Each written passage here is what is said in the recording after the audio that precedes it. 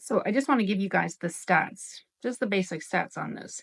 So 53,000 arrested at the border between 2021 and 2024, and over 435 of them were released into the US communities by ICE. Why? I have no idea. The types of crimes. So get this, 62,000 plus were convicted of assaults and 15,000 plus were sexual assault, and the rest were drug trafficking and so on.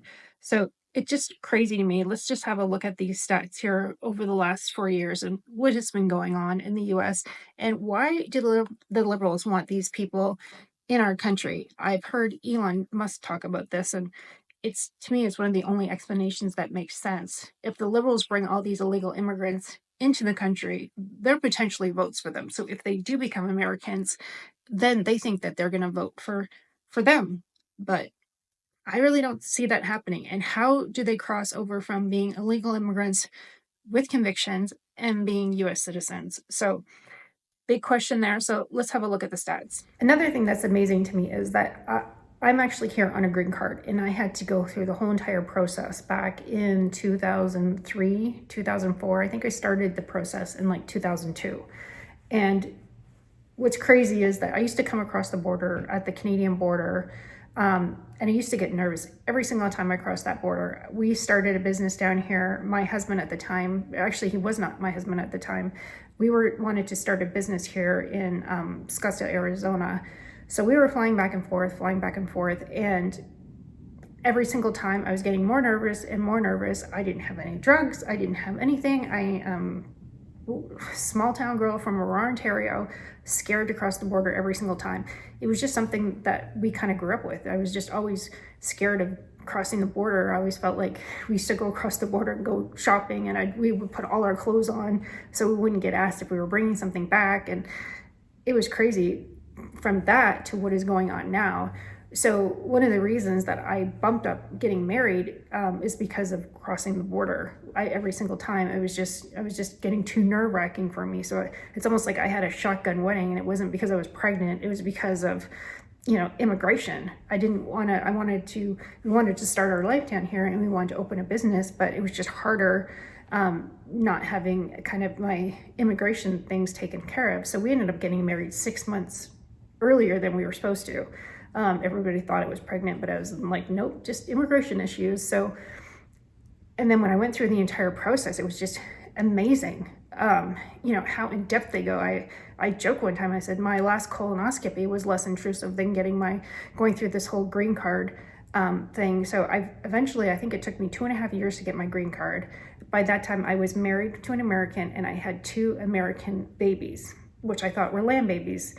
So I thought, well, once I have babies here, it's going to be so much easier. Well, not the case. We went to Rocky Point on just a vacation. I had travel documents that had expired, but I had ordered new ones. And I was like at the last leg of this whole green card, whole process of it all. So we went over to Rocky Point, which is just like half an hour south of the American border at like south of Tucson. And I was with my Canadian parents. On our way back, I didn't lie. They said, where are you from? I said, Canada. My parents are from Canada. And they pulled us over. And I was there for it was 4+ hours. I was pregnant with my second child. I had my first child. He was in a car seat. I think he was a year old. My parents were there. This immigration pulls us over. And he just gave me the hardest time because I had my travel documents, but they had expired, and he could see I'd ordered new ones. I sat in his office, and I'll never forget this. In his office, he actually had a sign that said, arguing with an immigration officer is like wrestling with a pig in shit. After a while, you realize he's enjoying it. So at that point, I decided I'm just gonna not say anything and just wait it out. We were there for hours. He said he was gonna deport me. At that time we had our businesses up and running. We employed probably 200 people at that time. I paid my taxes and paid a lot of taxes. I was an active member of society. I had an American husband. I had an American baby. I was pregnant with another American baby, had a business, employed people, paid taxes. And yet he still said he was going to deport me. And no criminal convictions whatsoever. I'm crossing the border with my American husband, my Canadian parents, my American baby, and he still threatened to deport me. So I go back to Phoenix and he gives me this paperwork. So I have to go to immigration in Phoenix and I hand it to the guy. He sees I'm pregnant. I said, I told him the whole entire story. I said, I'm just beyond, I'm of course scared. And he said, he looked at me, he said, like, I'm just going to pretend I didn't see these papers. And he let me go. Thank goodness. That was just horrible. And then when I finally did get my travel documents, we went back to Toronto, coming back across the Canadian or the American-Canadian border through via Toronto Pearson Airport. There was actually an ice storm that day, and all the roads were just like completely full of ice. And somehow we got to the airport. I had my second son at the time, so I've got pretty much 2 babies, and my husband were crossing the border through immigration at the airport, and there was nobody in the airport. And for some reason, when we checked in our luggage, the airline said, oh, your flight's on time. So we were like relieved. So we go through immigration. There's nobody there, which is unheard of at Pearson Airport. So we go through and they said, pull us off to the side. We need to get our papers stamped. So we go through, there's no one in the room except there's one older lady. So I'm like, oh, thank goodness. So we waited, they made us wait over an hour and a half. We ended up missing our flight. And I had my 2 boys and they were in that side-by-side stroller.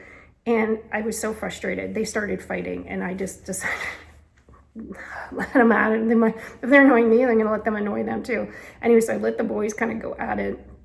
And everybody was just frustrated. Of course, I got these 2 babies sitting here for hours. So he finally pulls me in and I said, we missed our flight. And he looked at me. Well, first he said, oh, why don't you shut those kids up? I said, well, we've been sitting here for over an hour and a half. And I said, he goes, well, I guess you should have thought about that before you had them. And I was like, okay, I remembered the sign in the immigration's office way back in Tucson. And I just said, he goes, I couldn't believe it. He said, you should have thought about that before you have them. I'll never forget he said that. So I decided just to keep my mouth shut and just do what he says.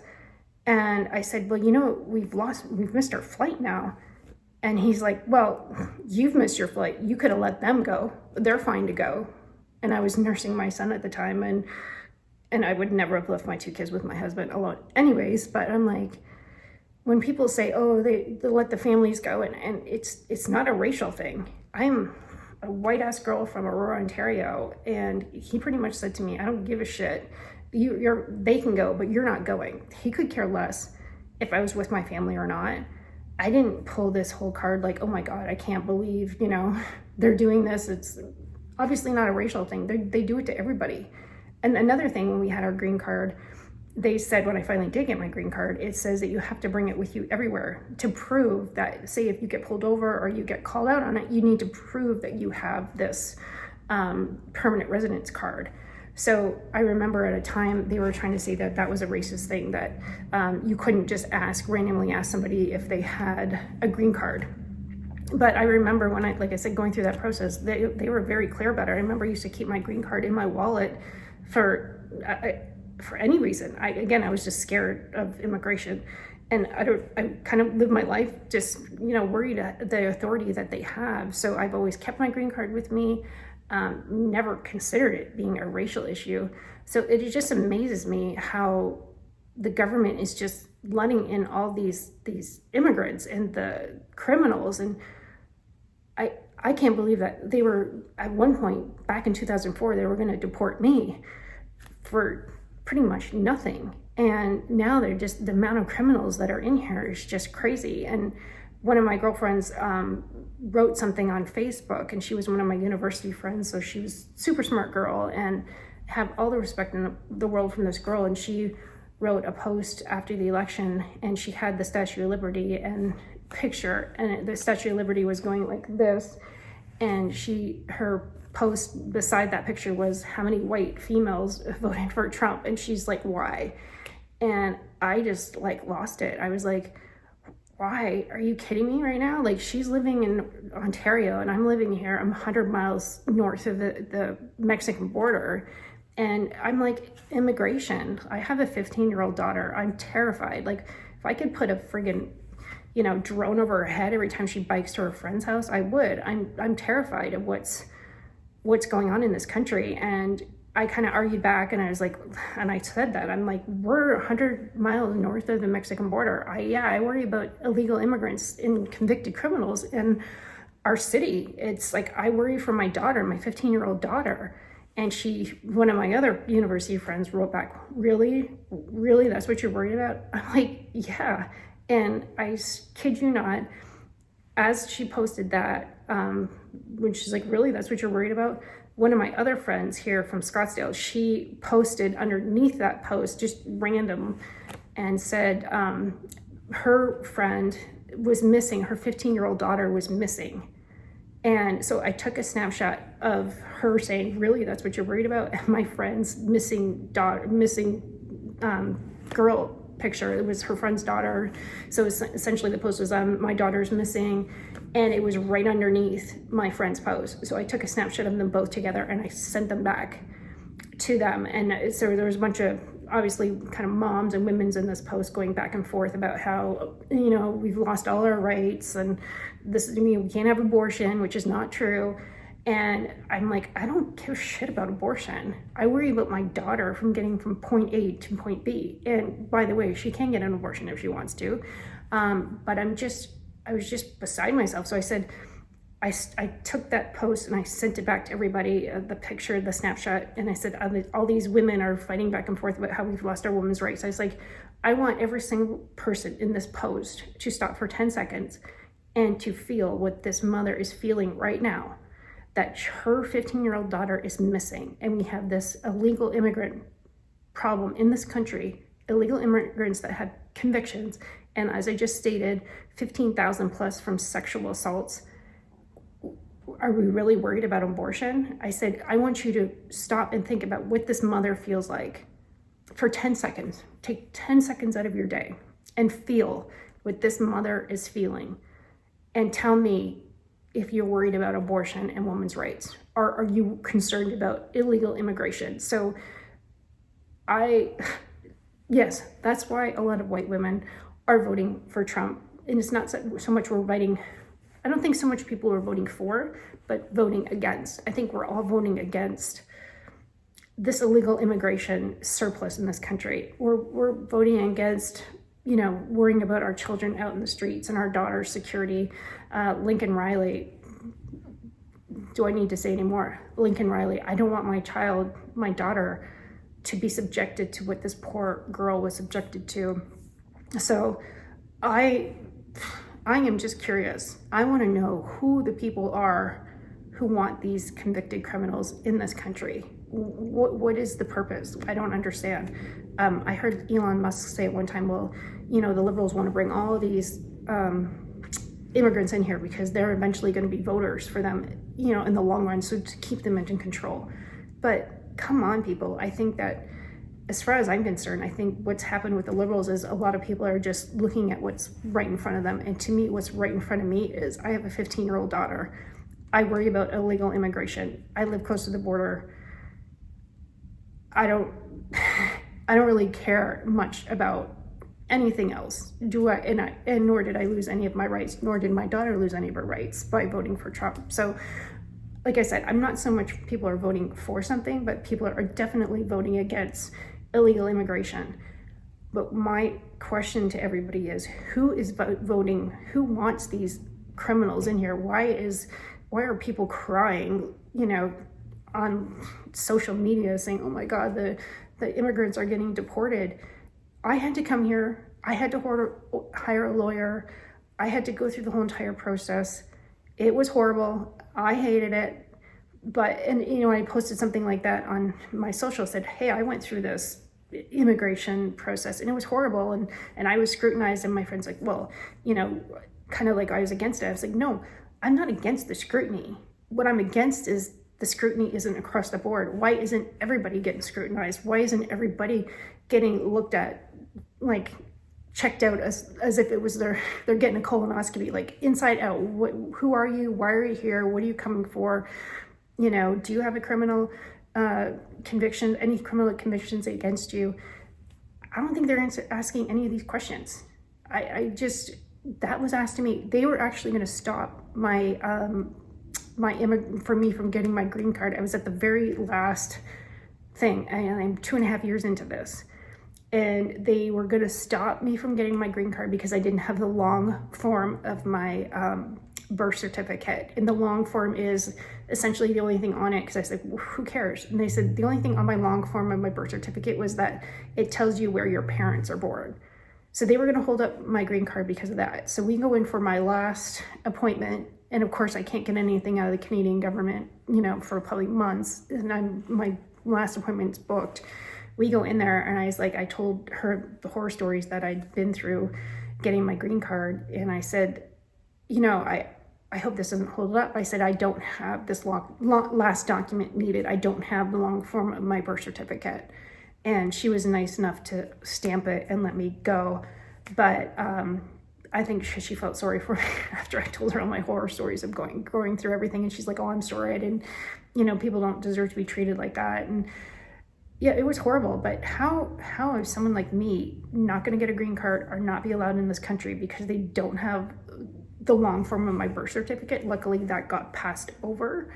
And these people are just walking across the border. It just boggles my mind. And how people, even mothers, I'm talking to all the mothers, all the moms out there, how do you want these sanctuary cities? How do you want even if it's not your city?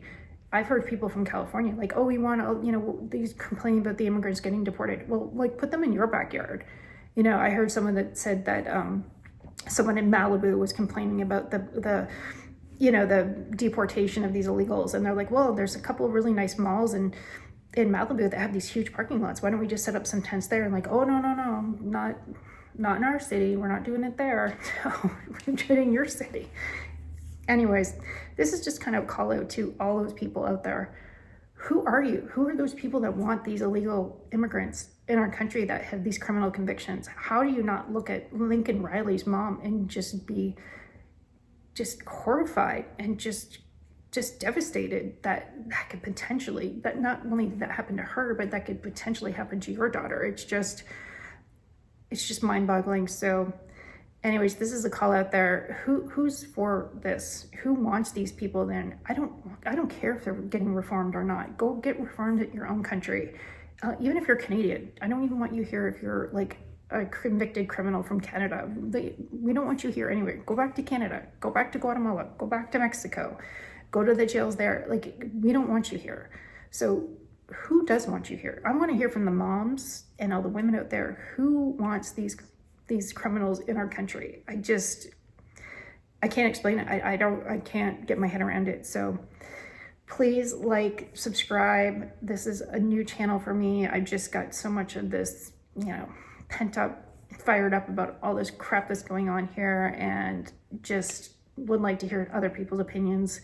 I know I just feel very frustrated with this whole entire thing. So please subscribe, please comment, please let me know if you're for this illegal immigration and with the convicted criminals and housing them here in the United States. I would really like to hear your side of the story, because I like to look at both sides of the coin with everything, and I just don't understand. I just don't get why people want them here. So please, tell me your opinion. I'm really interested. Again, my name is Delania. My show's called Delania Unfiltered. Please subscribe. I got plenty of videos coming, pretty much just all my opinions on what's going down in politics, pop culture, all that. Bye.